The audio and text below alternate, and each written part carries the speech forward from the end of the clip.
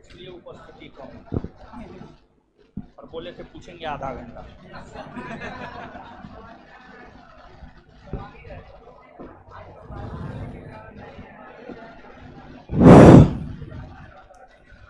सावन का अंतिम सोमवारी,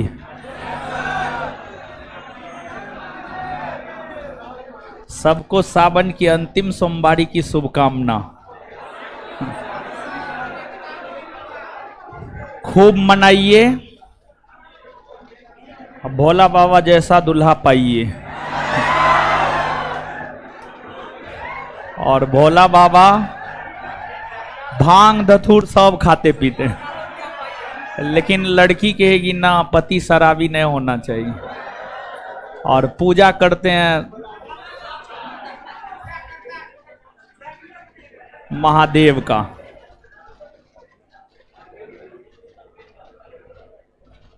माँ बाप का पूजा कीजिए, किसी का मत कीजिए, माँ बाप का पूजा कीजिए। पृथ्वी पर हर इंसान के लिए उसका माँ बाप ही ईश्वर होना चाहिए। और जिस रोज लोगों की मनोदशा ऐसी हो गई, उस रोज देश में वृद्धा आश्रम खत्म हो जाएगा। लेकिन मानव की मनोदशा ऐसी कभी हो ही नहीं सकती है, तो इसलिए देश में वृद्धा आश्रम कभी खत्म हो ही नहीं सकता। अरे आप ही में से कुछ नालायक निकम्मा लोग अपने माँ बाप को छोड़ देते हैं, और आप ही में से कुछ झगड़ालू बहू लोग अपने सास ससुर को घर से बाहर निकाल देती है। समझ गए? तो आप ही में से कुछ लोगों के कारण ही इतना ज्यादा वृद्धाश्रम देश में है। समझे?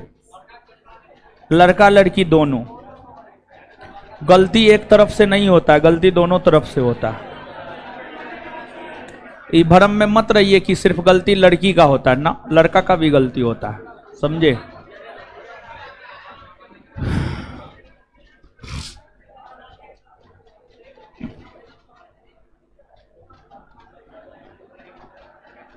एगो लड़का कमेंट कर रहा है, पत्नी की पूजा ही देश की पूजा है।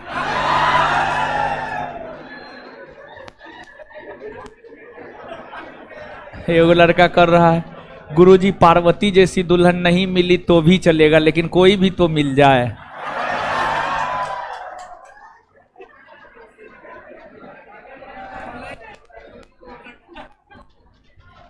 ऊपर ज्यादा आवाज है।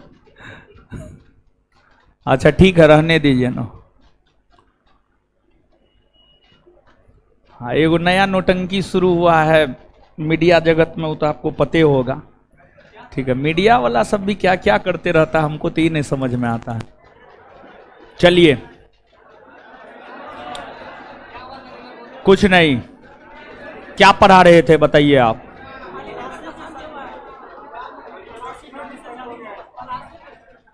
अलीनगर की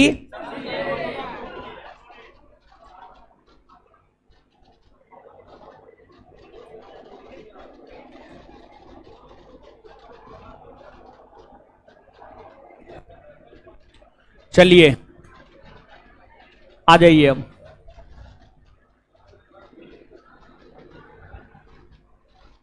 नौकरी कब लगेगा? एक लड़का मैसेज कर रहा है, नौकरी कब लगेगा? पढ़ लीजिए, मिल जाएगा। आधुनिक भारत इंडियन ज्योग्राफी का ऑब्जेक्टिव कब मिलेगा? नहीं मिलेगा, परीक्षा के बाद मिलेगा। ठीक है, चलिए देखिए, हम लोग पढ़ रहे हैं बंगाल में ब्रिटिश ईस्ट इंडिया कंपनी के शासन की स्थापना। बंगाल में ब्रिटिश ईस्ट इंडिया कंपनी के शासन की स्थापना को हम लोग पढ़ रहे हैं। बंगाल में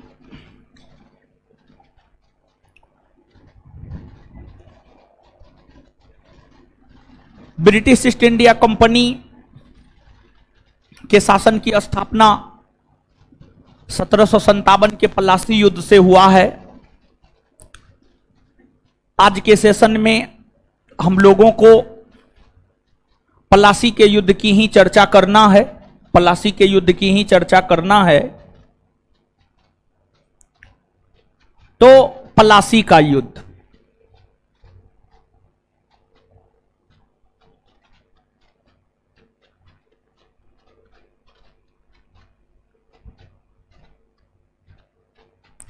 पलासी के युद्ध पढ़ाने से पहले एक दो प्रश्न हम आपसे पूछ रहे हैं।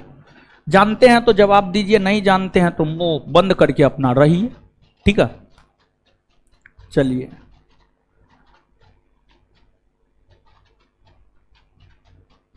अलीनगर की संधि कब हुई? हाँ, 9 फरवरी 1700। कालकोठरी की घटना कब हुई? 20 जून 1756। 20 जून 1756। इसके बाद आगे बताइएगा, मुगल बादशाह द्वारा नियुक्त बंगाल का अंतिम सूबेदार कौन था? मुर्शिद कुली खां। किस बंगाल के नवाब ने मुगलों को कर देना बंद कर दिया? किसने? अली वर्दी खां। अली वर्दी खां का उत्तराधिकारी कौन बना था? कौन? सिराजुद्दौला। गिरिया का युद्ध कब हुआ? 1740 में। 1740 में। चलिए ठीक है। देखिए, जो कालकोठरी की घटना है, जो घटना 20 जून 1756 को घटित हुई है, हुआ यह था कि बंगाल के नवाब सिराजुद्दौला 20 जून 1756 को बंगाल के नवाब सिराजुद्दौला 20 जून 1756 को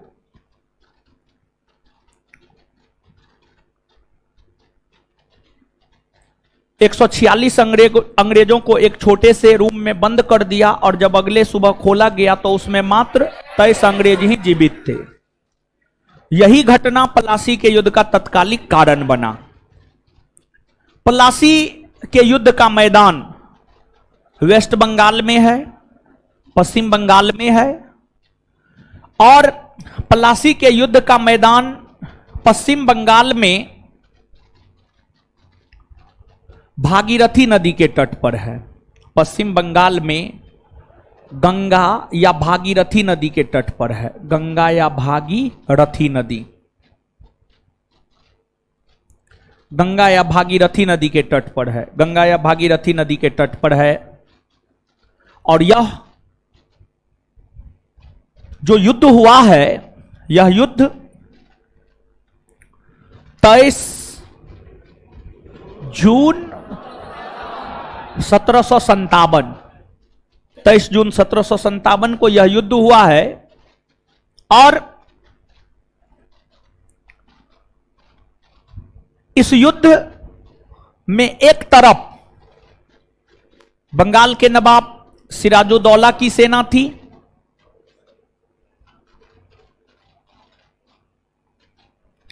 सिराजुद्दौला की सेना थी, तो वहीं दूसरी तरफ एक तरफ रॉबर्ट क्लाइव के नेतृत्व में अंग्रेजी सेना थी। रॉबर्ट क्लाइव के नेतृत्व में अंग्रेजी सेना थी। और यह जो युद्ध है, यह युद्ध कोई वास्तविक युद्ध नहीं था, बल्कि यह युद्ध एक षड्यंत्र मात्र था। उससे ज्यादा यह कुछ भी नहीं था। यह युद्ध होना था 22 जून 1757 को। यह युद्ध होना था 22 जून 1757 को। लेकिन बंगाल के नवाब सिराजुद्दौला अपने सेनापति मीर जाफर के कहने पर इस युद्ध को एक दिन के लिए टाल दिया था और इसलिए यह युद्ध 23 जून 1757 को हुआ। और यह युद्ध कोई युद्ध नहीं था बल्कि षड्यंत्र था। यह इसलिए कह रहे हैं क्योंकि इस युद्ध में भाग लेने वाले जो सेनापति थे, सेनापति ने ही अपने नवाब को धोखा दे दिया। सिराजुद्दौला का सेनापति था मीर जाफर, सिराजुद्दौला का सेनापति था मीर जाफर। और मीर जाफर ने अपने नवाब सिराजुद्दौला को धोखा दे दिया। क्यों धोखा दे दिया?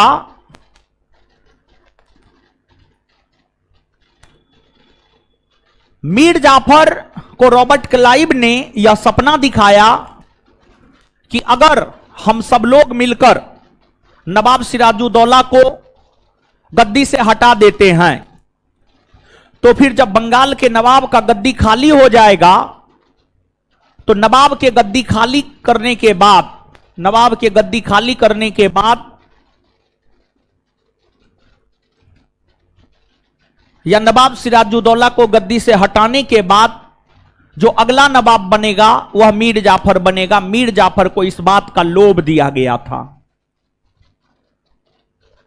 और मीर जाफर अगर क्लाइव को साथ नहीं देता तो वह जीवन भर सेनापति ही रह जाता।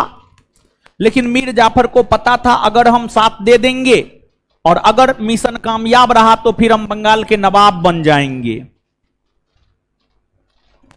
तो हर कोई आगे बढ़ने का सपना रखता है। हर कोई आप लोग जैसा नहीं होता है, होमवर्क के डर से भाग जाएंगे, क्लासें नहीं करेंगे।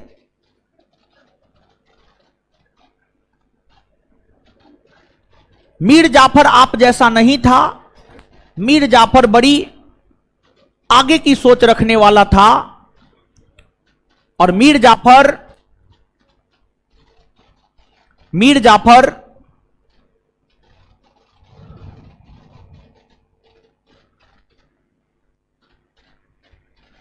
क्लाइव का साथ दिया। और मीर जाफर ही नहीं बल्कि जो बंगाल के बड़े बड़े सेठ थे, जो बंगाल के बड़े बड़े जमींदार थे, उन्होंने ही रॉबर्ट क्लाइव का ही साथ दिया। नवाब सिराजुद्दौला की अगर आप बात करेंगे, एकदम युवा था, स्ट्रेट फॉरवर्ड डिसीजन लेता था, बड़ी योग्य था, बहुत योग्य था नवाब सिराजुद्दौला। नवाब सिराजुद्दौला से काफी ज्वेलेसी थी लोगों को। नवाब सिराजुद्दौला से उसकी मौसी घसीटी बेगम जलती थी, साकेत जंग जलता था, मीर जाफर जलता था। हर कोई नवाब सिराजुद्दौला को गद्दी से हटाने के फिराक में लगा हुआ था। नवाब सिराजुद्दौला की योग्यता की वजह से और उनके कड़क निर्णय की वजह से नवाब सिराजुद्दौला के खिलाफ षड्यंत्र हुआ और नवाब सिराजुद्दौला के जो दरबारी लोग थे, नवाब सिराजुद्दौला के जो सहयोगी लोग थे, वही सब अंग्रेजों से जाकर मिल गया। वही सब अंग्रेजों से जाकर मिल गया और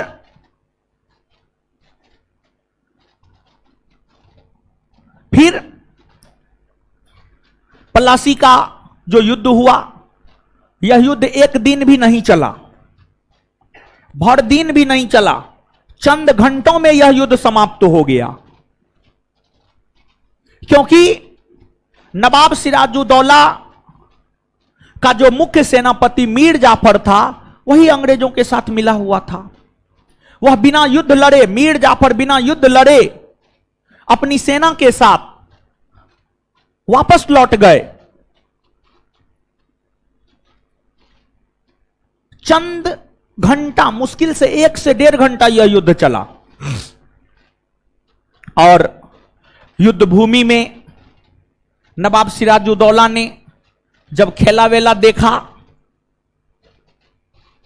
कि मीर जाफर ही उनकी मुख्य सैन्य टुकड़ी के साथ वापस हो गए, तब नवाब सिराजुद्दौला को लग गया कि हमारे खिलाफ तो षड्यंत्र हो गया है। और फिर नवाब सिराजुद्दौला की तरफ से मोहनलाल और मीर मदान, नवाब सिराजुद्दौला की तरफ से मोहनलाल और मीर मदान के नेतृत्व में, मोहनलाल और मीर मदान के नेतृत्व में एक छोटी सी सेना नवाब सिराजुद्दौला के तरफ से लड़ते हुए वीरगति को प्राप्त हुआ।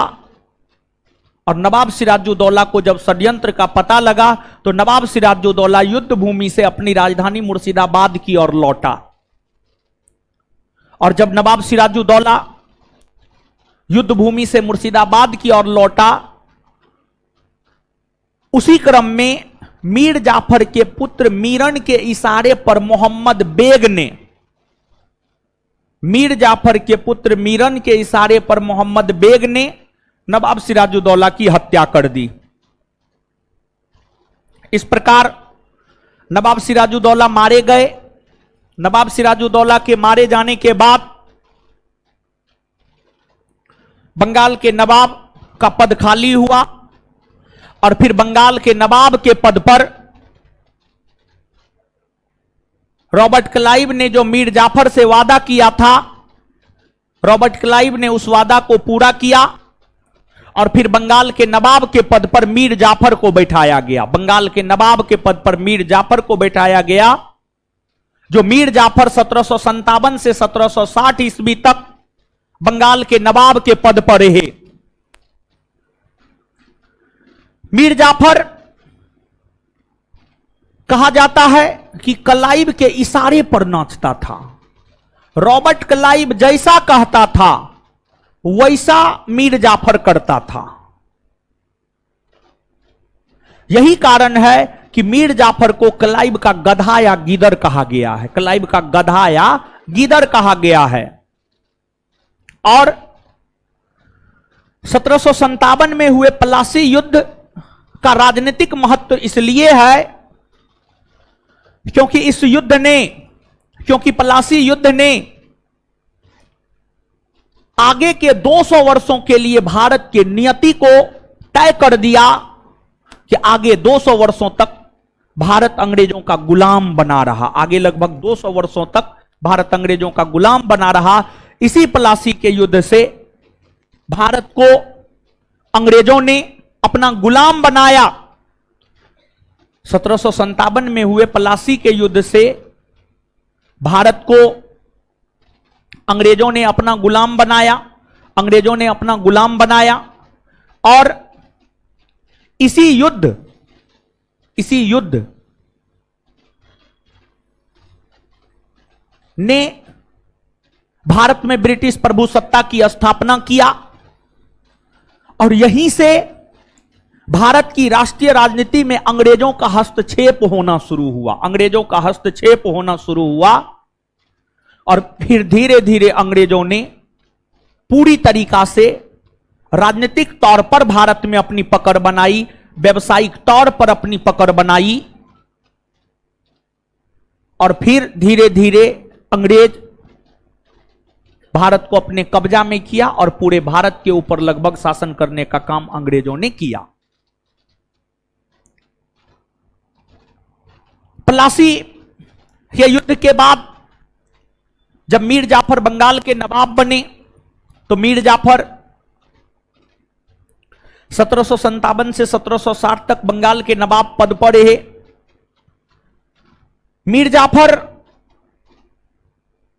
अंग्रेजों को 24 परगना नामक जिला दिया और उपहार स्वरूप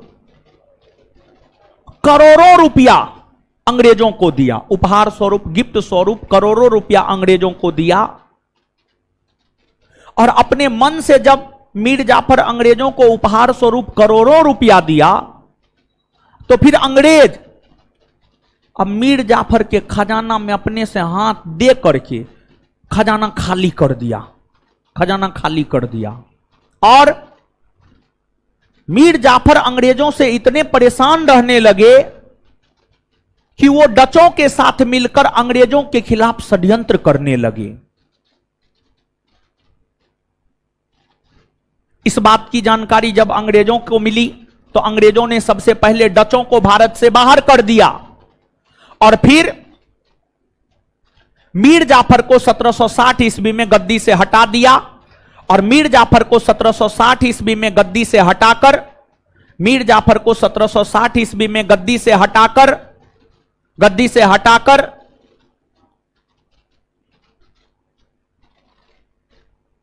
मीर जाफर के दामाद मीर कासिम को बंगाल का अगला नवाब बनाया। और फिर मीर कासिम 1760 ईस्वी में बंगाल के नवाब बने। और जब मीर कासिम बंगाल के नवाब बने तो इस घटना को वेंसीटाड 1760 के क्रांति की संज्ञा देता है। 1760 ईस्वी में जब मीर जाफर को हटाकर मीर कासिम को बंगाल का नवाब बनाया गया तो इस घटना को वेंसीटाड 1760 के क्रांति की संज्ञा देता है, 1760 के क्रांति की संज्ञा देता है। और मीर कासिम जब बंगाल के नवाब बने तो उन्होंने भी अंग्रेजों को उपहार दिया, लेकिन मीर कासिम मीर जाफर की तुलना में स्वाभिमानी था। मीर कासिम मीर जाफर के तुलना में स्वाभिमानी था। मीर कासिम भले ही अंग्रेजों के मदद से बंगाल के नवाब बने हो, लेकिन मीर कासिम इस विचार को रखने वालों में शामिल था कि अंग्रेजों को भारत से बाहर करना है, अंग्रेजों को भारत से बाहर करना है। मीर कासिम जब बंगाल के नवाब बने थे तो उस समय बंगाल की राजधानी मुर्शिदाबाद थी। मीर कासिम को लगा कि मुर्शिदाबाद में अगर रहेंगे तो अंग्रेजों का हस्तक्षेप होगा, और इसलिए उन्होंने अपनी राजधानी मुर्शिदाबाद से हटाकर मुंगेर को बनाया। अंग्रेजों का हस्तक्षेप मीर कासिम के काम में ना हो, अंग्रेजों का हस्तक्षेप मीर कासिम के काम में ना हो, इसलिए मीर कासिम ने अपनी राजधानी मुर्शिदाबाद से हटाकर मुंगेर को बनाया। तो बंगाल की राजधानी परिवर्तन का जो क्रम है, ढाका, मुर्शिदाबाद, मुंगेर, ढाका से मुर्शिदाबाद मुर्शिद कुली खान ने, और मुर्शिदाबाद से मुंगेर मीर कासिम ने।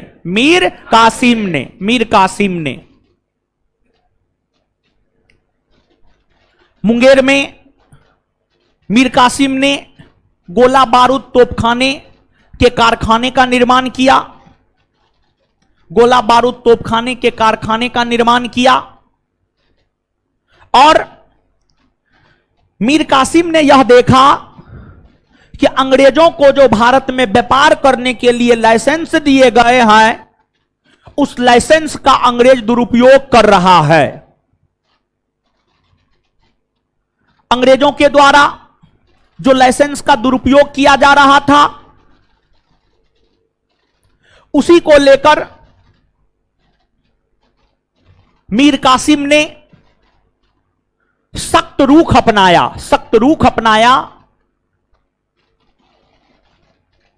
और जब अंग्रेजों के द्वारा लाइसेंस के दुरुपयोग को लेकर के मीर कासिम ने सख्त रुख अपनाया, तो फिर अंग्रेजों को मीर कासिम खटकने लगा।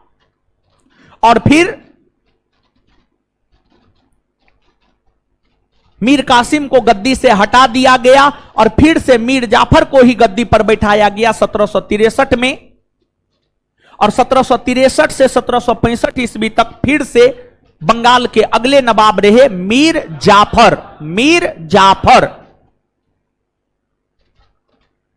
तो देखिए, गौर कीजिएगा आप यहां पर 1756 से 57 नवाब सिराजुद्दौला, 1757 से 1760 मीर जाफर, 1760 से 1763 मीर कासिम, और 1763 से 1765 फिर से मीर जाफर, मीर जाफर। और जब 1763 ईस्वी में मीर कासिम को गद्दी से अपदस्थ कर दिया गया, तो मीर कासिम जब 1763 ईस्वी में मीर कासिम को गद्दी से अपदस्थ कर दिया गया, तो मीर कासिम मुगल बादशाह शाह आलम द्वितीय से मिले। मीर कासिम अवध के नवाब शुजाउद्दौला से मिले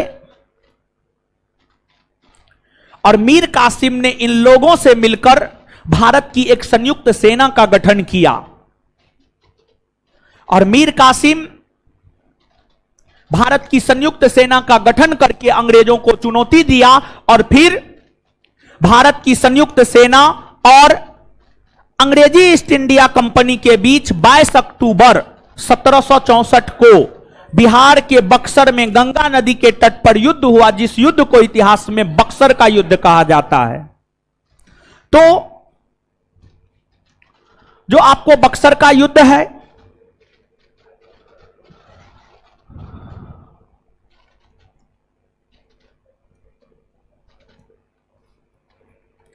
यह युद्ध 22 अक्टूबर 1764 को हुआ। 22-23 अक्टूबर 1764 को बक्सर का युद्ध हुआ।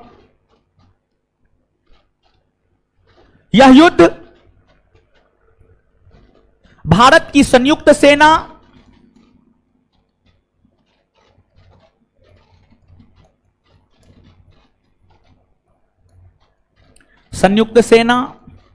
और अंग्रेजी कंपनी के सेना के बीच हुआ था।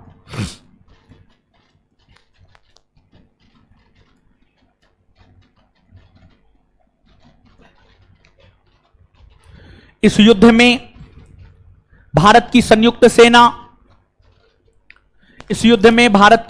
सेना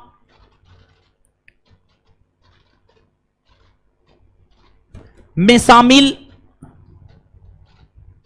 बंगाल के अपदस्थ नवाब मीर कासिम, मुगल बादशाह शाह आलम द्वितीय और अवध के नवाब शुजाउद्दौला। बंगाल के अपदस्थ नवाब मीर कासिम,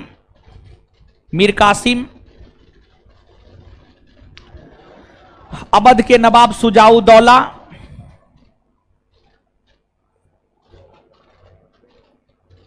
और मुगल बादशाह शाह आलम द्वितीय।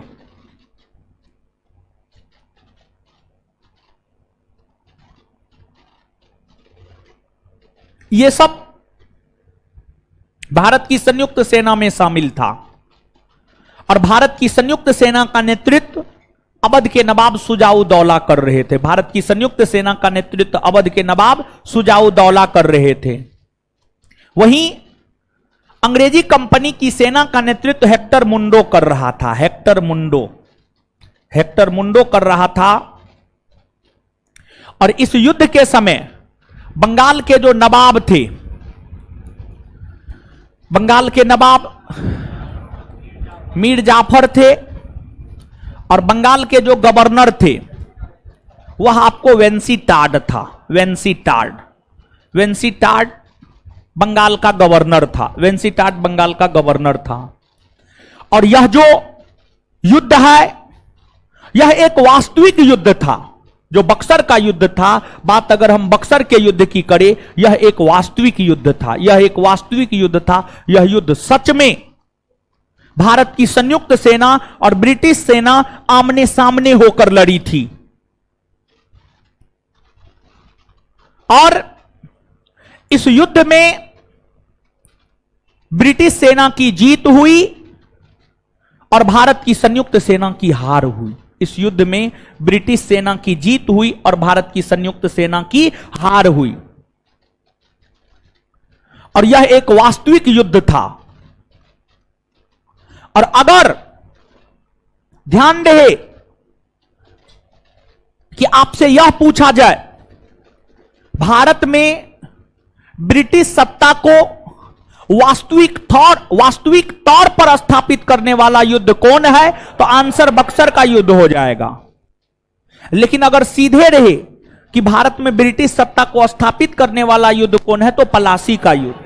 अगर सीधे रहे, वास्तविक शब्द नहीं रहे, वास्तविक शब्द अगर नहीं रहे तो पलासी, और अगर वास्तविक शब्द जोड़ दिया जाए तब आपको क्या हो जाएगा, बक्सर का युद्ध। तब क्या हो जाएगा, बक्सर का युद्ध, बक्सर का युद्ध हो जाएगा। इस युद्ध में भारत की संयुक्त सेना की हार हुई। इस युद्ध में भारत की संयुक्त सेना के हार होने के बाद अंग्रेजों ने सुजाउद्दौला और शाह आलम द्वितीय के साथ समझौता या संधि किया, और इस युद्ध की जो समाप्ति हुई है वह इलाहाबाद के संधि के तहत हुई। जो बक्सर का युद्ध है, बक्सर के युद्ध की समाप्ति इलाहाबाद के संधि के तहत हुई है। और इलाहाबाद का संधि करवाने के लिए विशेष तौर पर, इलाहाबाद का संधि करवाने के लिए विशेष तौर पर रॉबर्ट क्लाइव को लंदन से भारत बुलाया गया था। रॉबर्ट क्लाइव 1757 से 1760 तक बंगाल के गवर्नर पद पर है। 1760 में उन्हें लंदन वापस बुला लिया गया। लेकिन जब इस युद्ध में अंग्रेजों की जीत हुई और इस युद्ध को लेकर इलाहाबाद की संधि होनी थी, तो इलाहाबाद की संधि करवाने को लेकर 1765 ईस्वी में स्पेशली रॉबर्ट क्लाइव को लंदन से भारत भेजा गया। और रॉबर्ट क्लाइव को ब्रिटिश प्रधानमंत्री विलियम पिट ने स्वर्ग से उत्पन्न सेनानायक की संज्ञा दिया था। स्वर्ग से उत्पन्न सेनानायक की संज्ञा दिया था। और रॉबर्ट क्लाइव भारत आए और फिर रॉबर्ट क्लाइव के नेतृत्व में ही अंग्रेजों ने इलाहाबाद की संधि किया। बात अगर इलाहाबाद की संधि की करें,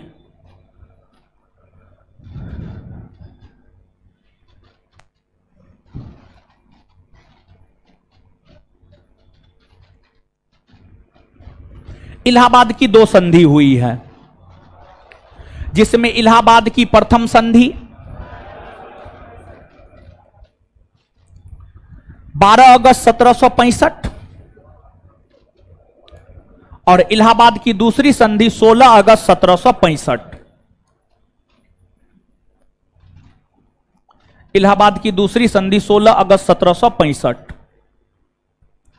इलाहाबाद की प्रथम संधि जो 12 अगस्त 1765 को हुई है, यह संधि रॉबर्ट क्लाइव और मुगल बादशाह शाह आलम द्वितीय के बीच हुआ है। यह संधि रॉबर्ट क्लाइव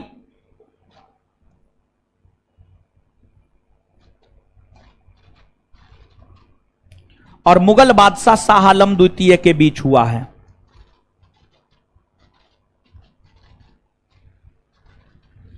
इस संधि के तहत मुगल बादशाह शाह आलम द्वितीय ने अंग्रेजों को बिहार, बंगाल और उड़ीसा के क्षेत्र में कर वसूलने का अधिकार दिया, अर्थात दीवानी अधिकार दिया। इस संधि के तहत मुगल बादशाह शाह आलम द्वितीय ने ब्रिटिश ईस्ट इंडिया कंपनी को बिहार, वेस्ट बंगाल और ओडिशा के क्षेत्र में कर वसूलने का अधिकार अर्थात दीवानी अधिकार दिया। कर वसूलने का अधिकार अर्थात दीवानी अधिकार दिया। बदले में अंग्रेजी कंपनी ने शाह आलम द्वितीय को 26 लाख रुपया वार्षिक पेंशन देना स्वीकार किया। 26 लाख रुपया वार्षिक पेंशन देना स्वीकार किया। और अंग्रेजों की जो नीतियां रही है वो फूट डालो राज करो की नीति रही है। बक्सर के युद्ध में एक तो मुगल बादशाह शाह आलम द्वितीय और अवध के नवाब शुजाउद्दौला शामिल हुए थे। मतलब दोनों एक साथ युद्ध लड़ रहा था, मतलब दोनों में आपसी एकता थी। दोनों की आपसी एकता को तोड़ने को लेकर अंग्रेजों ने अवध के नवाब शुजाउद्दौला से करा और मानिकपुर का क्षेत्र ले लिया और करा और मानिकपुर का क्षेत्र शाह आलम द्वितीय को दे दिया। इलाहाबाद की प्रथम संधि के तहत शाह आलम द्वितीय को करा और मानिकपुर जैसे क्षेत्र भी प्राप्त हुए। और फिर इलाहाबाद की द्वितीय संधि की अगर हम बात करें तो यह आपको रॉबर्ट क्लाइव और अवध के नवाब शुजाउद्दौला के बीच हुआ था।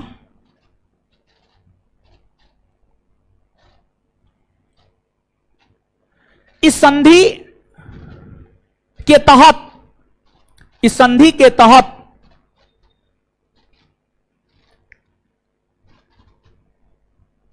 शुजाउद्दौला को कहा गया कि युद्ध का नेतृत्व आपने किया, युद्ध में हमें क्षति हुई है, युद्ध क्षतिपूर्ति के रूप में आपको 50 लाख रुपया देना होगा। और इस संधि के तहत अवध के नवाब शुजाउद्दौला ने युद्ध क्षतिपूर्ति के तौर पर अंग्रेजों को 50 लाख रुपया दिया। और इस संधि के तहत शुजाउद्दौला ने अंग्रेजों को अवध के क्षेत्र में मुक्त व्यापार करने का अधिकार दिया। और इस संधि के तहत करा मानिकपुर जैसे क्षेत्र को छोड़कर बाद बाकी सभी क्षेत्र शुजाउद्दौला के अधीन रहने दिया गया। कुल मिलाकर के इलाहाबाद की संधि ने अंग्रेजों को भारत में व्यापक अधिकार दिया, भारत में व्यापक अधिकार दिया, भारत की राजनीति में व्यापक अधिकार प्रदान किए। यह बात इसलिए कह सकते हैं क्योंकि कर वसूली का अधिकार अपने आप में एक बहुत बड़ा अधिकार था। और रॉबर्ट क्लाइव ने जब अंग्रेजी कंपनी को बिहार, बंगाल, उड़ीसा में कर वसूली का अधिकार दिया तो फिर इसी के बाद क्लाइव ने ही बंगाल में द्वैध शासन को लागू किया। और जिस द्वैध शासन के अंतर्गत बिहार, बंगाल और उड़ीसा के क्षेत्र में कर वसूलने का अधिकार अंग्रेजों को प्राप्त हुआ, तो वहीं बिहार, बंगाल, उड़ीसा के क्षेत्र में शासन प्रशासन करने का अधिकार बंगाल के नवाब को प्राप्त हुआ, बंगाल के नवाब को प्राप्त हुआ। और बंगाल एक समय ऐसा था कि बंगाल भारत का स्वर्ग कहा जाता था, लेकिन जब बंगाल अंग्रेजों के अधीन आया तो अंग्रेजों ने बंगाल को खोखला कर दिया। अंग्रेजों ने बंगाल के खजाना को खाली कर दिया, अंग्रेजों ने बंगाल को कंगाली की दौर में धकेल दिया। और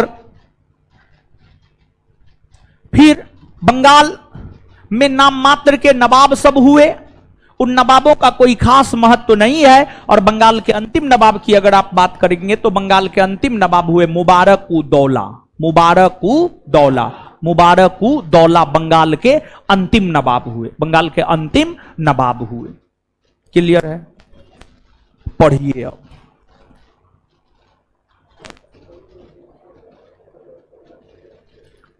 पढ़िए, पढ़ने बोले।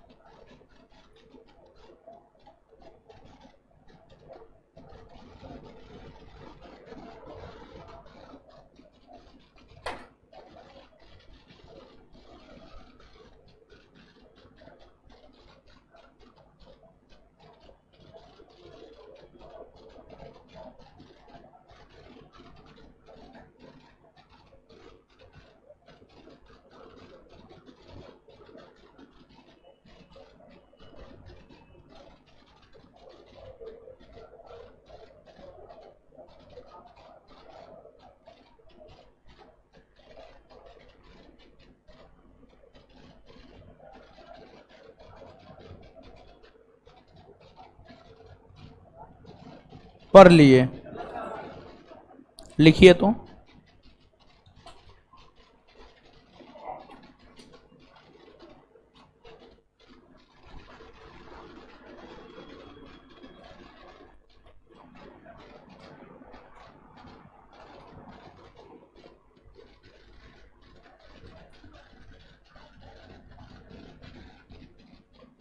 लिखिए तो।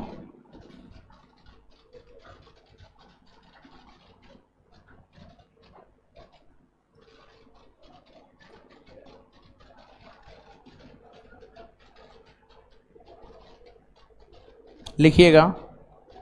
मुगल सम्राट द्वारा नियुक्त बंगाल का अंतिम गवर्नर मुर्शिद कुली खां था।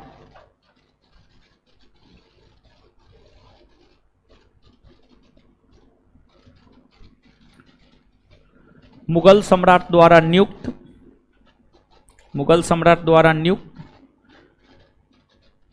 बंगाल का अंतिम गवर्नर मुर्शिद कुली खां था। बंगाल का अंतिम गवर्नर मुर्शिद कुली खां था। मुर्शिद कुली खां था।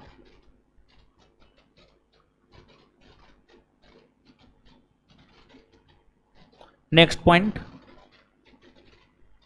पलासी के युद्ध ने भारत में ब्रिटिश प्रभुत्व को स्थापित किया। Next point. पलासी के युद्ध ने भारत में ब्रिटिश प्रभुत्व को स्थापित किया। पलासी के युद्ध ने भारत में ब्रिटिश प्रभुत्व को स्थापित किया। पलासी के युद्ध ने भारत में ब्रिटिश प्रभुत्व को स्थापित किया। पलासी के युद्ध में भारत में ब्रिटिश प्रभुत्व को पलासी के युद्ध ने भारत में ब्रिटिश प्रभुत्व को स्थापित किया। पलासी के युद्ध ने भारत में ब्रिटिश प्रभुत्व को स्थापित किया। Next point. भारत में ब्रिटिश साम्राज्य का संस्थापक भारत में ब्रिटिश साम्राज्य का संस्थापक रॉबर्ट क्लाइव को माना जाता है।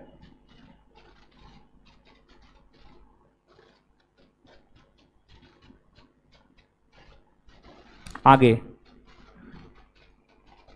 आगे अंग्रेजों के भारत में अंग्रेजों के भारत में प्रभुत्व स्थापित करने में अंग्रेजों के भारत में प्रभुत्व स्थापित करने में अंग्रेजों के भारत में प्रभुत्व स्थापित करने में सबसे निर्णायक युद्ध अंग्रेजों के भारत में प्रभुत्व स्थापित करने में सबसे निर्णायक युद्ध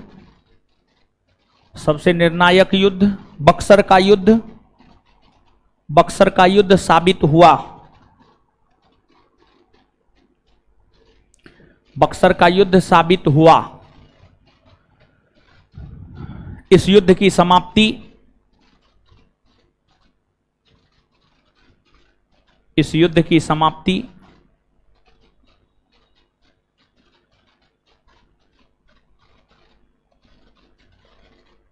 इस युद्ध की समाप्ति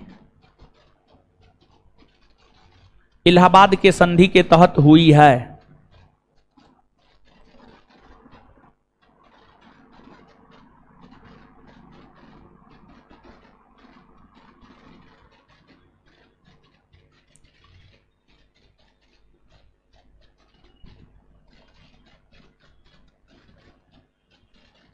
इस संधि के तहत जब अंग्रेजों को भारत में दीवानी अधिकार उसी लाइन में कंटिन्यू। इस संधि के तहत जब अंग्रेजों को भारत में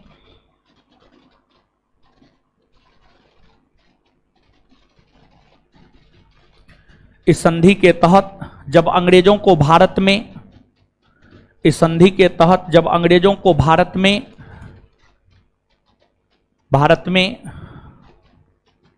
दीवानी अधिकार प्राप्त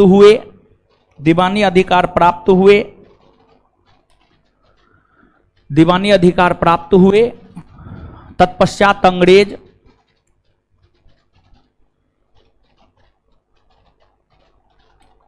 तत्पश्चात अंग्रेज सर्वप्रथम तत्पश्चात अंग्रेज सर्वप्रथम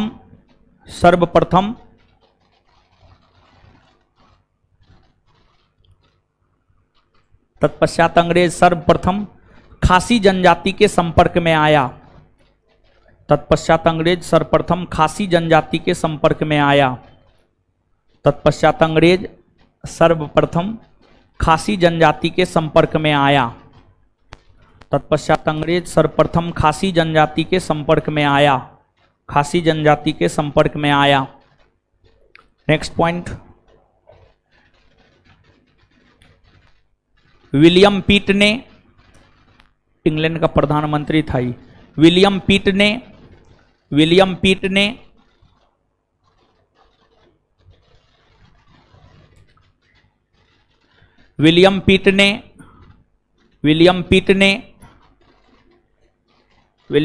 ने रॉबर्ट क्लाइव को स्वर्ग से उत्पन्न सेना नायक, विलियम पिट ने रॉबर्ट क्लाइव को स्वर्ग से उत्पन्न सेना नायक,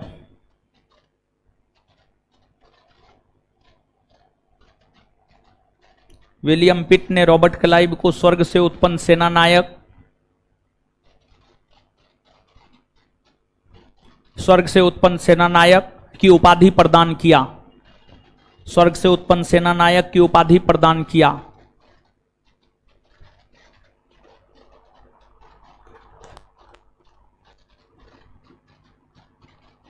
नेक्स्ट पॉइंट, मीर कासिम जब 1760 ईस्वी में मीर कासिम जब 1760 ईस्वी में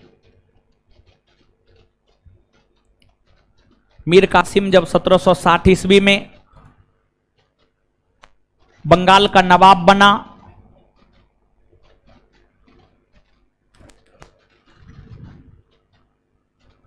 बंगाल का नवाब बना तो वेंसी टाड ने इस घटना को तो वेंसी टाड ने इस घटना को तो वेंसी टाड ने इस घटना को 1760 के क्रांति की संज्ञा दिया। तो वेंसी टाड ने इस घटना को 1760 के क्रांति की संज्ञा दिया। तो वेंसी टाड ने इस घटना को 1760 के क्रांति की संज्ञा दिया। नेक्स्ट पॉइंट, भारत में अंग्रेजों का सबसे बड़ा विरोध है। ऊपर वाले क्लासरूम में कोई है कि नहीं जी? है एगो दुन्नू यहां पे रहता है, दो में से एगो ऊपर नहीं रहेगा जी। है सब गौनुए जहा सब है।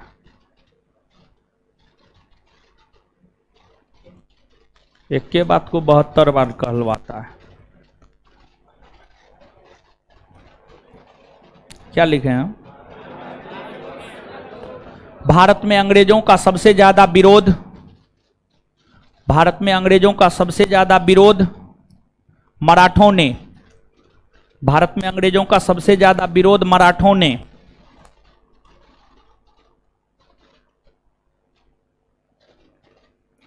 भारत में अंग्रेजों का सबसे ज्यादा विरोध मराठों ने किया है।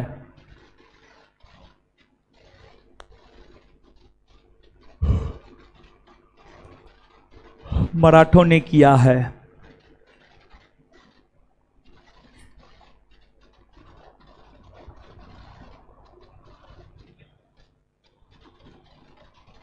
नेक्स्ट पॉइंट लिखिएगा,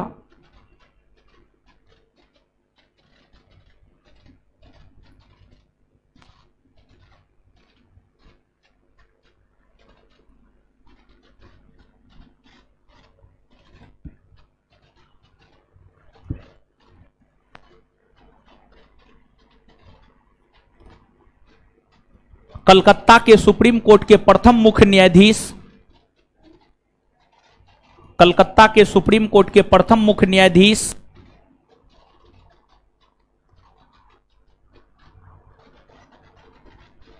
कलकत्ता के सुप्रीम कोर्ट के प्रथम मुख्य न्यायाधीश कलकत्ता के सुप्रीम कोर्ट के प्रथम मुख्य न्यायाधीश कलकत्ता के सुप्रीम कोर्ट के प्रथम मुख्य न्यायाधीश एलिजाह इम्पेने, एलिजाह इम्पेने।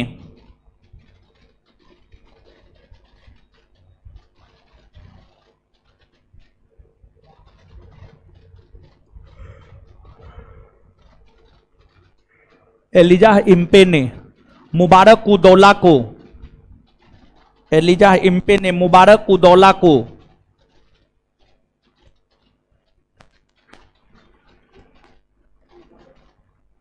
मुबारक उदौला को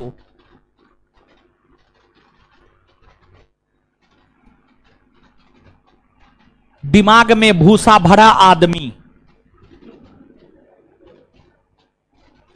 मुबारक उदौला को दिमाग में भूसा भरा आदमी। हाँ जी, लिखना है हमारा। मुबारक उदौला को दिमाग में भूसा भरा आदमी अर्थात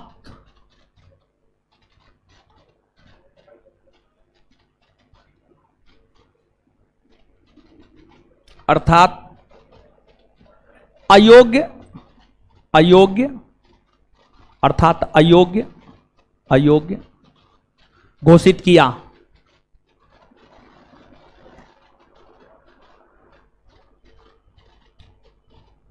हमारा स्टाफ सब है, समझे, स्टाफ सब जो है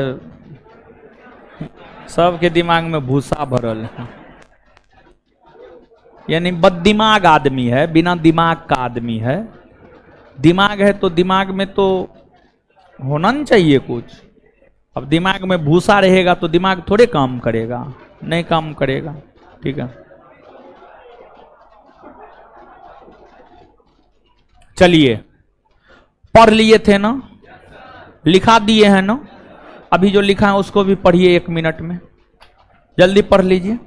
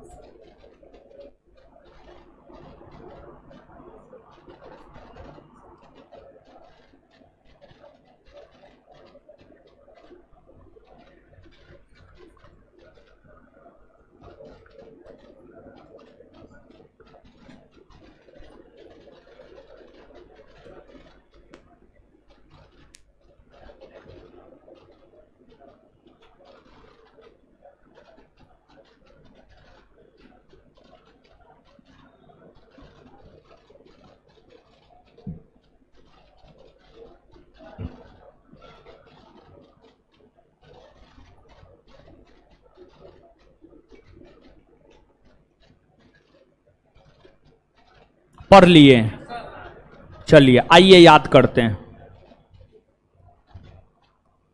आइए बोर्ड पे, पलासी का युद्ध कब हुआ? पलासी का युद्ध कब हुआ है?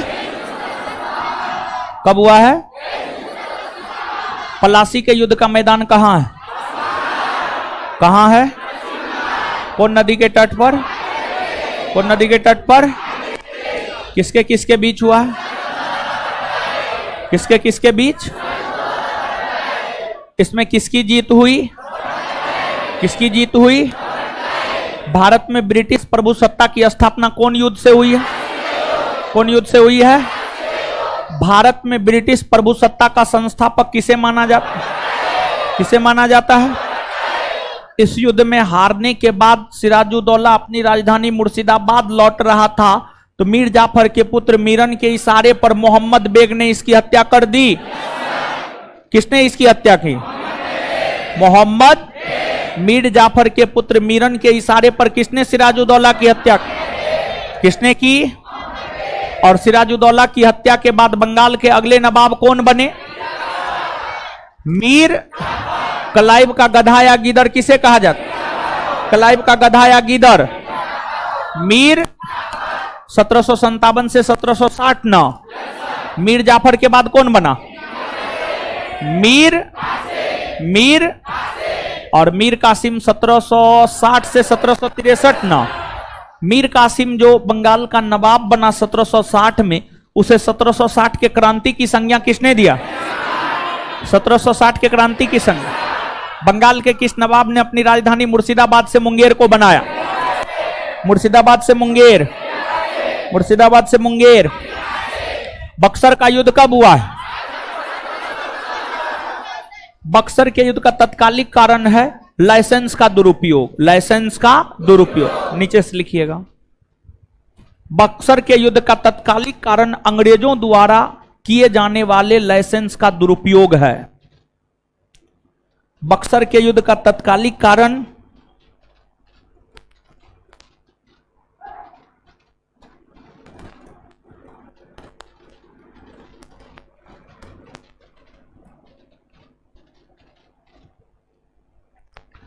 बक्सर के युद्ध का तत्कालिक कारण अंग्रेजों द्वारा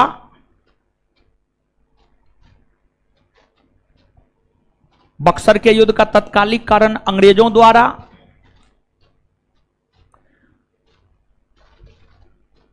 भारत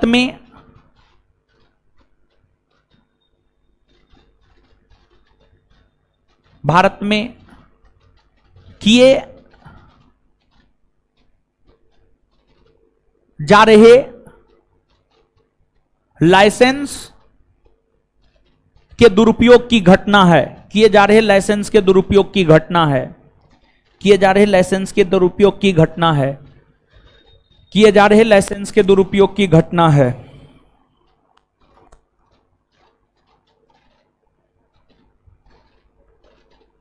बक्सर के युद्ध का मैदान कहां है? कहां है बक्सर के युद्ध का मैदान? बक्सर का युद्ध कब हुआ है जी? कब हुआ है? किसके किसके बीच? किसके किसके बीच? भारत की संयुक्त सेना में कौन कौन शामिल था? भारत की संयुक्त सेना में कौन कौन शामिल था? और अंग्रेजी कंपनी के तरफ से नेतृत्व किसने किया? इस युद्ध में किसकी जीत हुई? किसकी जीत हुई? इस युद्ध के समय बंगाल के नवाब कौन थे? बंगाल के नवाब, बंगाल के गवर्नर, बंगाल के गवर्नर। बक्सर के युद्ध की समाप्ति कौन संधि के तहत हुई? कौन संधि? कौन संधि? इलाहाबाद की संधि कब हुई है? 1765। 1700 इलाहाबाद की संधि कब हुई है? इलाहाबाद की कितनी संधि हुई है? कितनी संधि? इलाहाबाद की प्रथम संधि कब हुई है? 12 अगस्त 1700। किसके किसके बीच? रॉबर्ट क्लाइव और इलाहाबाद की प्रथम संधि के तहत ब्रिटिश ईस्ट इंडिया कंपनी को कहां कहां दीवानी अधिकार प्राप्त हुए? यानी कर वसूलने का अधिकार कहां कहां प्राप्त आए? और जब अंग्रेजों को दीवानी अधिकार प्राप्त हुआ तो उसके बाद अंग्रेज सर्वप्रथम किस जनजाति के संपर्क में आए? खासी। कौन जनजाति? दीवानी अधिकार प्राप्त होने के बाद अंग्रेज सर्वप्रथम किस जनजाति के संपर्क? किस जनजाति के संपर्क? किस जनजाति के संपर्क में? खासी। रॉबर्ट स्वर्ग से उत्पन्न सेनानायक की उपाधि किसे दी जाती? किसे दी गई है? किसे दी गई है? अच्छा, इलाहाबाद की प्रथम संधि के तहत ही मुगल बादशाह शाह आलम द्वितीय को कितना वार्षिक पेंशन देना स्वीकार आए? मुगल बादशाह शाह आलम द्वितीय को किस संधि के तहत अंग्रेजों ने 26 लाख रुपया वार्षिक पेंशन देना स्वीकार किया? इलाहाबाद की द्वितीय संधि कब हुई है? किसके किसके बीच? रॉबर्ट क्लाइव और इस संधि के तहत युद्ध हर जाने के तौर पर सुजाउद्दौला ने अंग्रेजों को कितना रुपया दिया? अवध में मुक्त व्यापार का अधिकार दिया। क्लियर है ना? चलिए ठीक है। बंगाल के अंतिम नवाब कौन हुए? मुबारक। बंगाल का अंतिम नवाब एलिजा इम्पे ने बंगाल के किस नवाब को लेकर कहा कि इसके दिमाग में भूसा भरा हुआ? मुबारक क्लियर है? याद हो गया? चलिए, इसके बाद अगला चैप्टर है बंगाल में, सॉरी, कंपनी के अधीन गवर्नर जनरल। कंपनी के अधीन गवर्नर जनरल। तब कंपनी के अधीन जो गवर्नर जनरल है उसको हम लोग देखेंगे, लेकिन आज तो हम पूछेंगे। ए लड़का सब तैनात हो जाओ, जो स्टाफ है उसको बोल रहे हैं वो लड़का क्लासरूम से बाहर नहीं जाना चाहिए। ऊपर वाले हमारे जितने भी भाई बंधु हैं, सबसे पहले हम ये चाहते हैं कि आप जितने भी लोग ऊपर में बैठे हुए हैं उसमें से 10 लोग आइए जिसको ज्योग्राफी पूरा पहला चैप्टर याद है और फिजिक्स 1 से लेकर 4 तक याद है। ऊपर से 10 लोग अपने मन से आ जाइए, जिसको भी आना है आ जाइए, आ जाइए, ठीक है। और उसके बाद वो जो पाया है, वो पाया से पीछे जितने भी लोग हैं उसमें से कम 5 आदमी आ जाइए। लास्ट पाया के जस्ट पीछे, लास्ट पाया, हाँ, जहां पे स्टाफ इशारा कर रहा है वहां में से 5 आदमी आ जाइए जिनको याद है। दोनों होमवर्क जो कर लिए हैं पूछेंगे आज।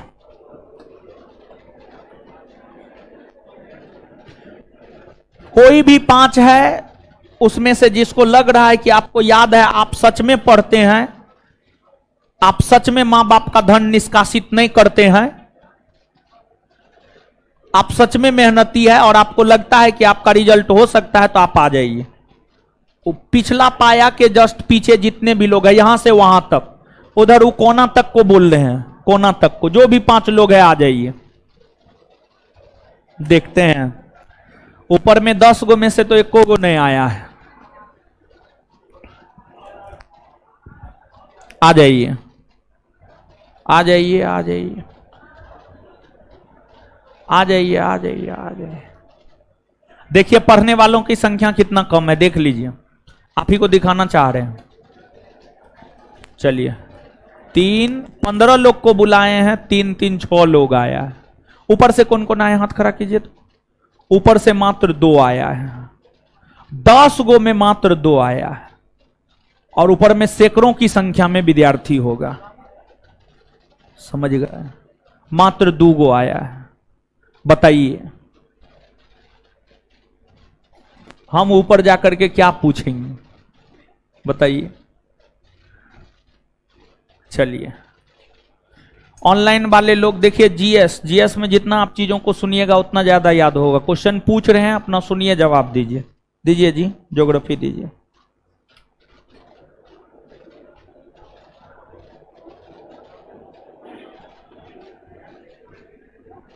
बताइए, आपसे है। हा हा हा हा हा।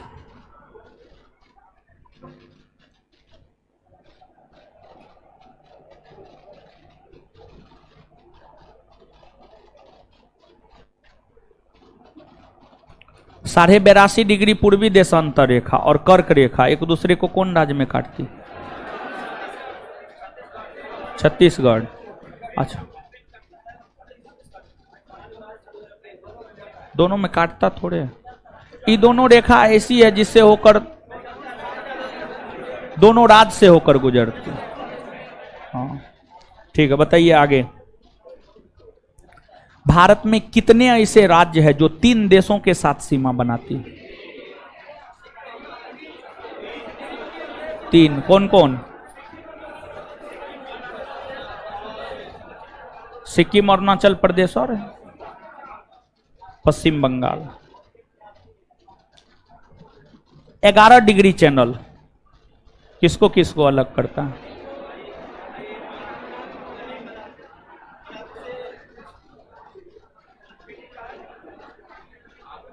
ग्यारह डिग्री चैनल किसको किसको? आगाती द्वीप को कन्ना मोड़े द्वीप से। 10 डिग्री चैनल है, एक एक करके है। आप लोग का है जवाब दे रहे हैं। सम्मिलित रूप से पूछना होता तो ये लोग को थोड़े बोला मारेंगे, मुंह तोड़ देंगे। बोलिए, बोल करके देखिए तो इस बार हम देख लेते हैं आपको। जिसको पूछ रहे हैं जवाब देने दीजिए, नोटंकी मत बतियाइए ज्यादा। चलिए पीछे वाले बोलिए, पीछे वाले सबसे पीछे। गुजरात के तट को क्या कहते हैं? काठियावाड़ तट, बहुत बढ़िया। आगे बताइएगा।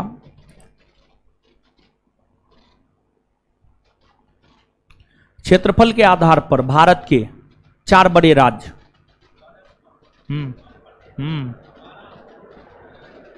ठीक है, आगे बताइएगा। भारत की प्रादेशिक जल सीमा की लंबाई आधार रेखा से, भारत की प्रादेशिक जल सीमा की लंबाई आधार रेखा से, आधार रेखा से 12 नॉटिकल मील। ठीक है, उसके जस्ट आगे हाँ आपसे, कौन ऐसा भारतीय राज्य है जो दिल्ली के साथ सीमा नहीं बनाता है लेकिन फिर भी उसके जिले राष्ट्रीय राजधानी क्षेत्र में आता? राजस्थान। ठीक है,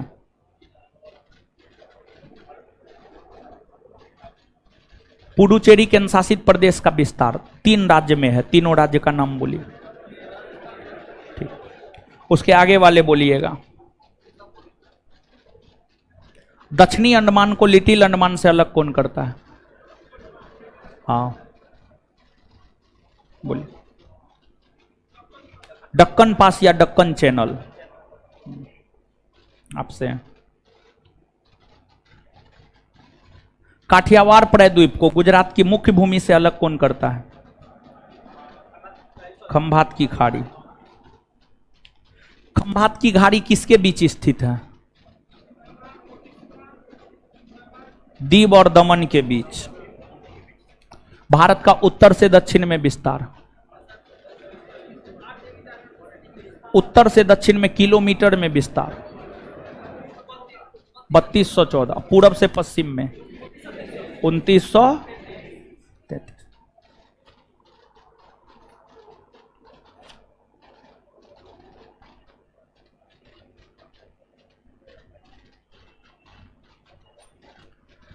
भारत पाकिस्तान से कितना गुना ज्यादा बड़ा है? बांग्लादेश से। रेड क्लिफ रेखा कैसी रेखा है? उसके जस्ट पीछे वाले जवाब देंगे। अब सबसे ज्यादा राज्यों के साथ सीमा बनाने वाला भारतीय राज्य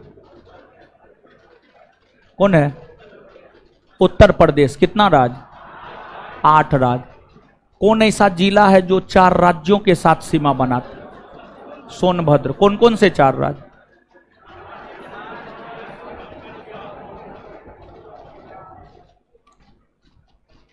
कर्क रेखा भारत के 8 राज्यों से होकर गुजरती 8 का नाम बोलिए।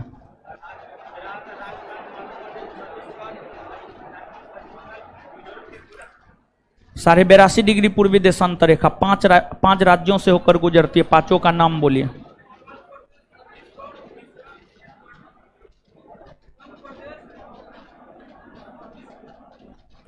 मध्य प्रदेश, ओडिशा, छत्तीसगढ़, उत्तर प्रदेश, आंध्र प्रदेश। भारत का देशांतरीय विस्तार बताइए।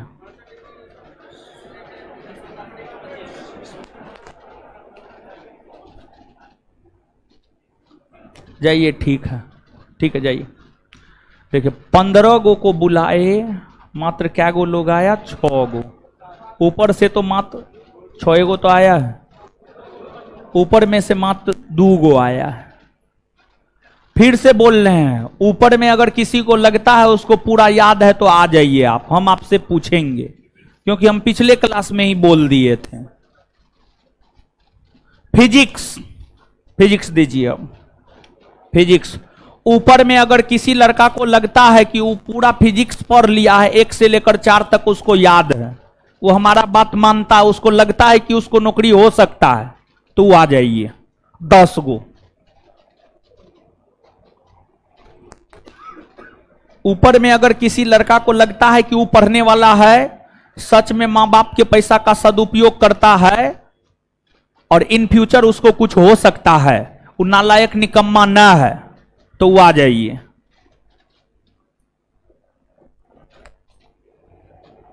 फिजिक्स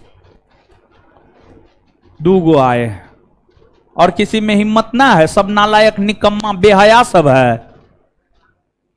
सब पैसा बर्बाद करता है।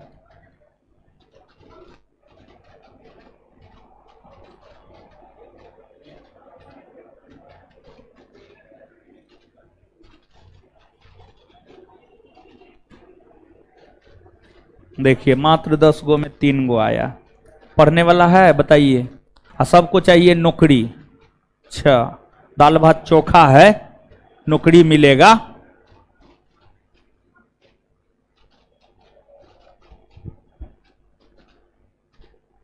दस गो में बताइए 3 गो आया। 10 गो में 3 गो बताइए। सैकड़ों की संख्या में छात्र है, उसमें 3 गो पढ़ने वाला है। ऐसे भी जब वो अपने हाथ खड़ा कर रहा है तो हम उससे खाक पूछेंगे। उससे पूछ करके क्या फायदा? कोई फायदा? कोई फायदा नहीं। बताइए। कोई जवाब नहीं देगा। जिसका मुंह खुल गया उसको हम कूट देंगे।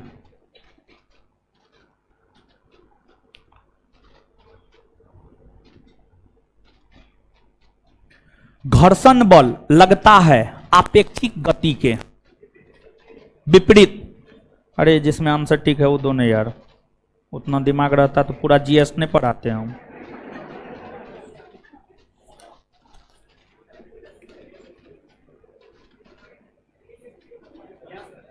चलिए आगे बताइए।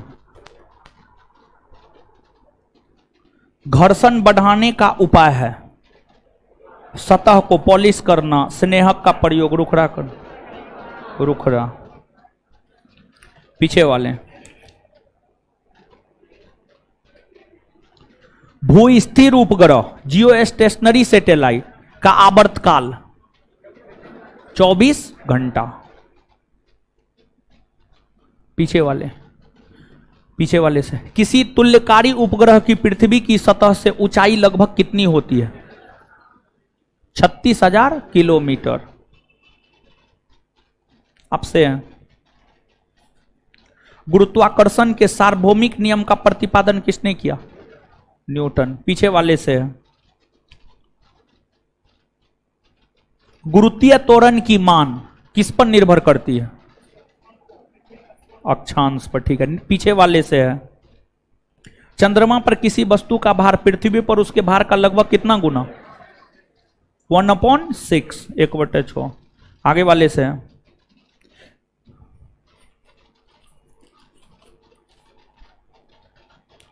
कोई पिंड समान त्वरण से गतिशील है, उसका वेग क्या होगा?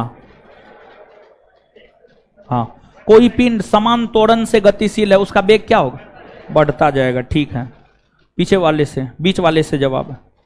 एक जेट इंजन काम करता है कौन सिद्धांत पर? रेखीय संवेग संरक्षण। पीछे वाले से है। किसी असंतुलित बल द्वारा किसी पिंड में उत्पन्न त्वरण होता है। बल के व्युत्क्रमानुपाती, बल के अनुक्रमानुपाती, बल के प्रभाव से स्वतंत्र, शून्य। बल के अनुक्रमानुपाती। चलिए ठीक है, जाइए आप लोग। चलिए अब इस क्लासरूम में जिसको जिसको लगता है, लड़का लड़की सब में बोल रहे हैं, इस क्लासरूम में, अच्छा लड़की, पहले लड़की, इस क्लासरूम में जिस जिस लड़की को लग रहा है कि वो सच में पढ़ने वाली है और उसको कुछ हो सकता है, उसका कुछ हो सकता है, और वो रिवीजन करके आई है और उसको याद है, फिजिक्स बायोलॉजी दोनों, फिजिक्स और ज्योग्राफी दोनों, खड़ा हो जाइए अपने मन से। हम काहे उठाएंगे? आप अपने मन से खड़ा हो जाइए, हम आपसे प्रश्न पूछेंगे।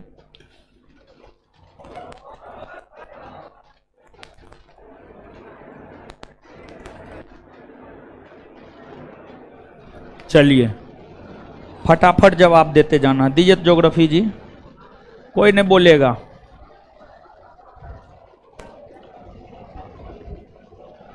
बताइए।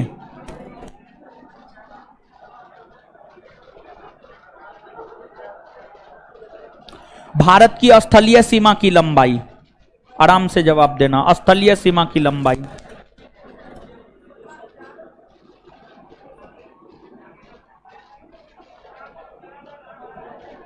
भारत का क्षेत्रफल है, आपसे भारत का क्षेत्रफल विश्व के क्षेत्रफल का कितना प्रतिशत है?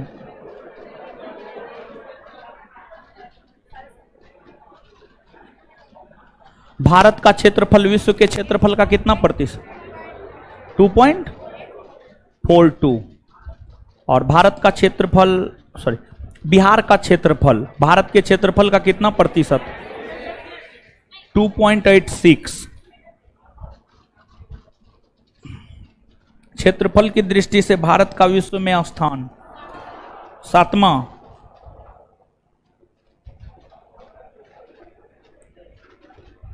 दक्षिण गंगोत्री मैत्री भारती क्या है? अंटार्कटिका में स्थापित अनुसंधान संस्थान। ठीक है, आगे बताइए।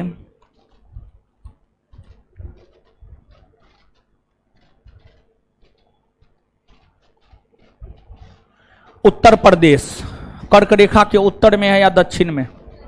उत्तर में। सेवन सिस्टर के अंतर्गत 7 राज्य कौन कौन आता है?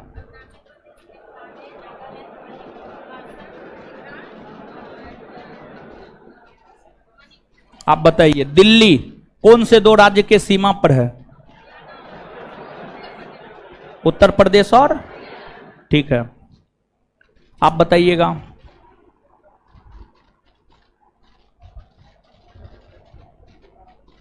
भारत सबसे लंबी सीमा कौन देश के साथ बनाता है? सबसे छोटी? आगे आप बताइएगा। सबसे लंबी समुद्री सीमा कौन राज्य बनाता है? सबसे छोटी। कितने भारतीय राज्य है जो समुद्र के साथ सीमा बनाते? 9। कौन कौन? आप बताइए।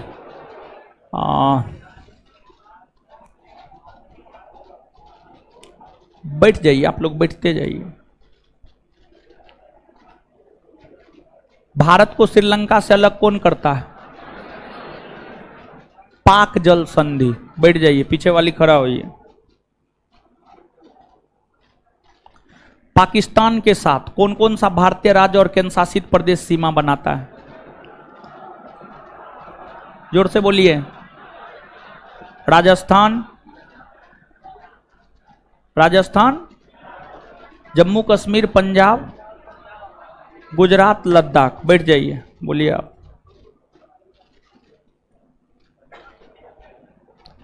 महाराष्ट्र के समुद्री तट को क्या कहते हैं? कोंकण तट। बैठ जाइए उधर। विश्व का सबसे बड़ा प्रायद्वीप? अरब प्रायद्वीप। सबसे बड़ा द्वीप है ग्रीनलैंड। ग्रीनलैंड पर कौन देश का अधिकार? डेनमार्क। बैठ जाइए। चश्मा वाली बोलिए।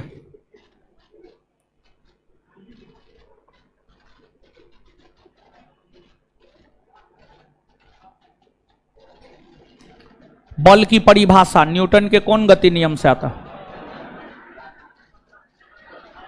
दूसरा। दूसरा से आता है, पहला से ना आता, पहला से आता। बैठ जाइए।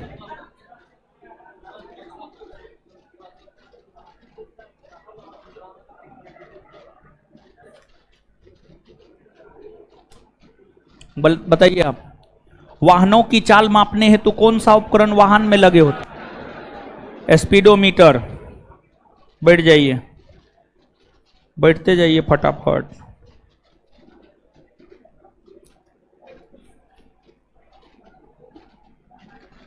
बताइए। एंगस्ट्रम किसका मात्रक? तरंग दैर्घ्य। बैठ जाइए, उधर खड़ा होइए। पास्कल किसका इकाई है? दाब। बगल वाली। ल्यूमेन किसका मात्रक? ज्योति फ्लक्स। बैठ जाइए। चश्मा वाली। हर्ट्ज क्या मापने की यूनिट है? बैठ जाइए। आप बताइए। 1 न्यूटन बराबर कितना डायन? 10⁵ बैठ जाइए। इधर बगल वाली बताइए।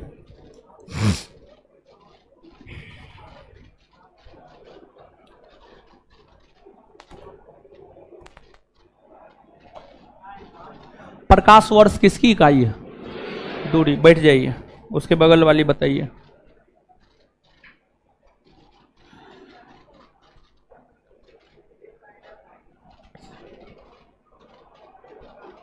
मात्रकों, न छोड़िए, एसआई पद्धति में लेंस की शक्ति की इकाई क्या है? डायोप्टर है। बैठ जाइए। एम्पियर क्या मापने की इकाई है?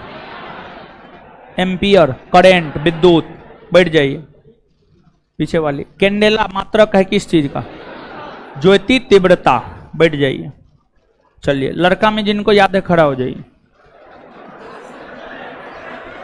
अच्छा, बैठ जाइए। बैठ, सब खड़े होगी।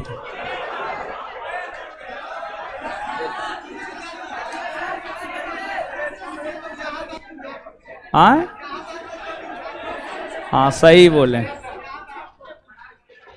पिछला वाला पाया से बीच वाला पाया के बीच में जिसको याद है खड़ा हो जाइए। अरे पिछला पाया बोले हमारा। हाँ, ऊ पाया, ऊ पाया। हाँ हाँ, वो दोनों पाया के बीच में। हाँ चलिए।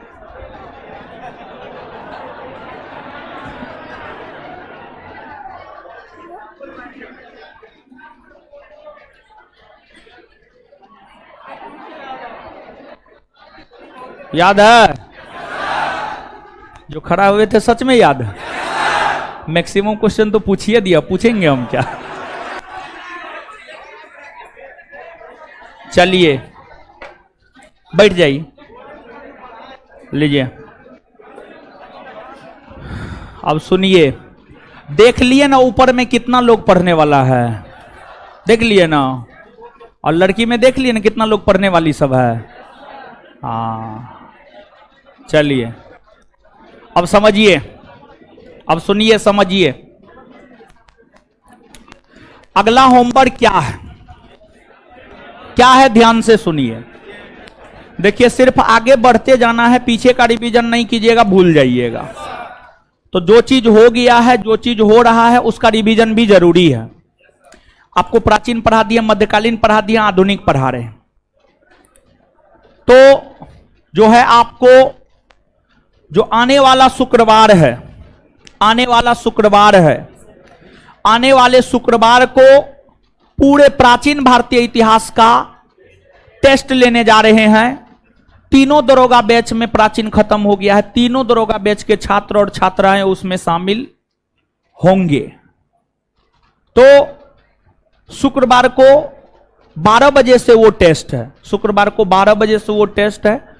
और आपके नोट से ही क्वेश्चन रहेगा, 100%। एगो क्वेश्चन बाहर से नहीं रहेगा, 100% क्वेश्चन आपके प्राचीन भारतीय इतिहास के नोट से रहेगा, 100%। तो आपको, और बीच में जो है आपको रक्षाबंधन का छुट्टी भी है, तो उसमें भी आप रिवीजन कर लीजिएगा। आपको पूरा का पूरा समय मिल जाएगा, उसमें आप अपना रिवीजन कर लीजिएगा। और जो डेली बेसिस पर होमवर्क दे रहे हैं, उस होमवर्क को रोक करके प्राचीन का रिवीजन करने के लिए हम दे रहे हैं, सोमवार से लेकर के शुक्रवार तक। इतना दिन में तो रिवीजन हो ही जाना चाहिए। अगर आपको इससे ज्यादा टाइम रिवीजन करने में लगता है तो आप नहीं पढ़े हैं, आप एकदम नहीं पढ़े हैं, कोई मतलब ही नहीं है फिर आपका। वही तो बोल रहे हैं। एक बार आपके बैच में रिवीजन हुआ भी है, हुआ है ना? फिर हुआ है ना? हाँ ठीक है, तो एक बार रिवीजन फिर से कर लीजिए। समझ गए? शुक्रवार को टेस्ट है, शुक्रवार को टेस्ट है पूरे प्राचीन भारतीय इतिहास का। पहली बात ये है, ठीक है। और दूसरी बात ये है, जो डेली बेसिस पर होमवर्क दे रहे हैं उसको रोक दे रहे हैं। सिर्फ होमवर्क आपको यही है, आज से लेकर शुक्रवार तक प्राचीन भारतीय इतिहास पूरा करना है, प्राचीन भारतीय इतिहास पूरा करना है, यही आपका काम है। क्लियर है? सब्जेक्टिव, अरे नोट दिया, ऑब्जेक्टिव नोट दिए हैं तो नहीं दिए हैं तो कहां से होगा? तो सब्जेक्टिव ना दिए हैं, कहां से हम दिए हैं? हम तो ना दिए हैं, हम बोले हैं लेकिन दिए नहीं है, तो हम कहां दिए हैं? हम देते तो हमको याद नहीं रहता। सब्जेक्टिव, सब्जेक्टिव प्राचीन का नोट है आपके पास? सब्जेक्टिव से 100% क्वेश्चन रहेगा, सब्जेक्टिव से। सब्जेक्टिव समझते हैं ना? सब्जेक्टिव ऑब्जेक्टिव दिमाग में आता है कि नहीं आता है? हाँ, ठीक है, थ्योरी से। अब सुनिए आगे जो है आपको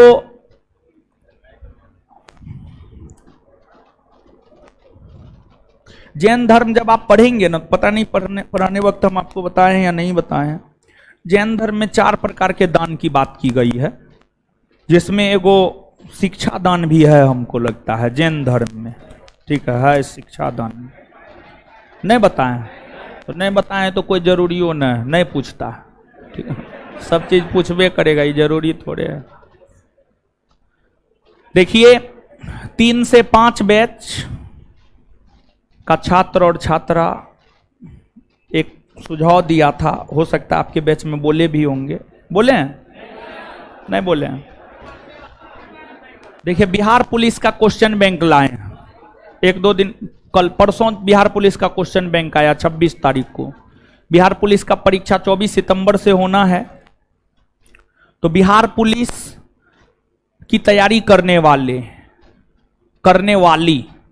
बिहार पुलिस का तैयारी करने वाली संस्थान की सभी छात्राओं को रक्षाबंधन के शुभ अवसर पर बिहार पुलिस का क्वेश्चन बैंक दिया जाएगा। ठीक है, बिहार पुलिस का क्वेश्चन बैंक दिया जाएगा निशुल्क, और वो लड़की संस्थान के किसी भी बैच से रिलेटेड हो, वो फाउंडेशन बैच में पढ़ती हो, वो टारगेट बैच में पढ़ती हो, वो दरोगा बैच में पढ़ती हो, वो सिपाही बैच में पढ़ती हो, वो टेस्ट की लड़की हो, तो उसको जो है बिहार पुलिस का क्वेश्चन बैंक दिया जाएगा। और दूसरा चीज, संस्थान में पढ़ने वाली जो भी छात्राएं हैं, अगर वो फाउंडेशन बैच से रिलेटेड है या अन्य किसी बैच से भी रिलेटेड है, अगर वो दरोगा की तैयारी करती है तो उसे दरोगा का क्वेश्चन बैंक दिया जाएगा। दरोगा का क्वेश्चन बैंक दिया जाएगा, यानी जो ले लिए हैं वो नहीं लीजिएगा, जिनके पास नहीं है उनको दिया जाएगा। ठीक है, जिनके पास नहीं है उनको दिया जाएगा, और ये दिया जाएगा रक्षाबंधन के शुभ अवसर पर। और लेकिन इसके लिए शर्त है, और इसके लिए शर्त ये है कि एक तो पहला चीज यह है कि जो है आप संस्थान की छात्रा होनी चाहिए, आपके पास कार्ड होनी चाहिए, और 2 में से कोई एक बुक दिया जाएगा, दोनों बुक नहीं दिया जाएगा, 2 में से कोई एक बुक दिया जाएगा। अगर आप पुलिस की तैयारी करते हैं तो पुलिस, अगर आप दरोगा की तैयारी करते हैं तो दरोगा का बुक आपको दिया जाएगा। ठीक है, और इसके लिए पहला शर्त तो यही है, संस्थान की छात्रा होनी चाहिए, उसके पास कार्ड होनी चाहिए। और दूसरा शर्त यह है कि यह फैसिलिटी सिर्फ और सिर्फ ऑफलाइन छात्राओं को है, ऑनलाइन नहीं है। और तीसरा यह है, अगर तीसरा यह है कि हाँ रक्षाबंधन के दिन है तो राखी लेकर के नहीं आना है। ठीक है, और यह सबसे महत्वपूर्ण शर्त है। ठीक है, और चौथा चीज ये है कि बुक वितरित होगा शाम के टाइम में, तब तक में राखी का जो है भूत खत्म हो गया होगा। ठीक है, तब तक खा पी करके सब मजा मार लिया होगा अपना। ठीक है, तो इसलिए जो है सबसे अंतिम वाला शर्त सबसे महत्वपूर्ण शर्त है, समझ गए। हम नहीं मनाते हैं, इसके पीछे बहुत सारे रीजन हैं, कभी नहीं मनाए हैं, जीवन में कभी नहीं मनाए हैं, कभी नहीं बांधे हैं राखी, तो इसके पीछे बहुत सारे कारण हैं। खैर उन चीजों से आपको कोई लेना देना नहीं होना चाहिए, तो नहीं मनाते हैं तो इसलिए। और इसलिए हम रक्षा कभी क्लास बंद रखे या ना रखे, रक्षाबंधन में हम जरूर क्लास बंद रखते हैं, लेकिन बिहार पुलिस बैच होने के कारण जो है 24 सितंबर को परीक्षा होने के कारण बिहार पुलिस बैच को पढ़ाएंगे, बाद बाकी सारा बैच बंद रहेगा। और चौथा चीज ये, शाम में बुक वितरण का व्यवस्था रखे हैं, शाम के समय में, तब तक में रक्षाबंधन का भूत उतर जाएगा सबका। ठीक है, तो ये सब शर्त है। इन शर्तों को जो भी छात्राएं फुलफिल करेंगी उन्हें जो है संस्थान के तरफ से निःशुल्क बुक दिया जाएगा। ठीक है, छात्रों के लिए कुछ नहीं है, छात्र के लिए जो है आगे देखेंगे। ठीक है, आगे छात्र के लिए देखेंगे। ठीक है, धन्यवाद। इससे आगे मिलेंगे अगले क्लास में। लड़की लोग निकलिए, लड़का लोग रुक जाइए, लड़की को निकलने दीजिए। लड़की लोग निकलिए। हाँ टेस्ट होगा, टेस्ट होगा, टेस्ट होगा, टेस्ट होगा, टेस्ट होगा, टेस्ट होगा, टेस्ट होगा। हैं? हाँ हाँ है। जल्दी निकलिए, जिनको निकलना है जल्दी निकलिए।